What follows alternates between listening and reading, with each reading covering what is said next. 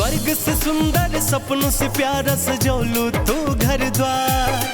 तुहरे आवन से आइल बा अंगना में मोर बहार। तोहर प्रीतिया की छैया में बसल पिया संसार। तोहरा आवन से छाइल बा,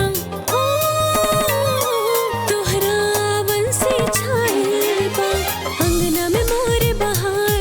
तोहरा आवन से छाइल बा अंगना में मोर बहार।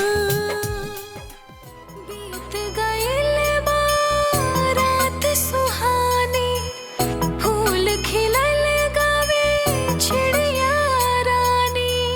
सब जागे नित करम पे लागे, मंदिर में बा जय जयकारा।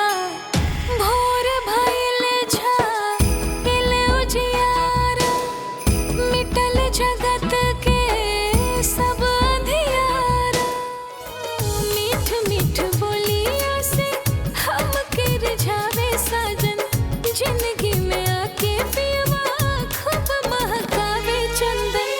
पियवा के देखे बिना ना सूझे कोनो काम, पियवा के देखे सिवा ना सूझे कोनो काम। सखी रे मोरा सैया लागे मधुबन के घनश्याम। सखी रे मोरा सैया लागे जैसे अवध के राम। ए भालू तू है कालू, चलना हाले मेरे संग। मुड़ मुड़ के सब देखेंगे तेरा गोरा गोरा रंग। सुन तितली तू है पतली, खाना खा ले मेरे संग। मैं दूंगी तुझको लड्डू, तू दे मुझे अपने रंग। तेरे भक्तों पे विपदा है भारी, तुम कहाँ हो मेरे त्रिपुरारी। एक तेरा सहारा डमरू वाले, आके संकट हरो संकट हारी। हर शंभु हर हर हर शंभु हर हर महादेव।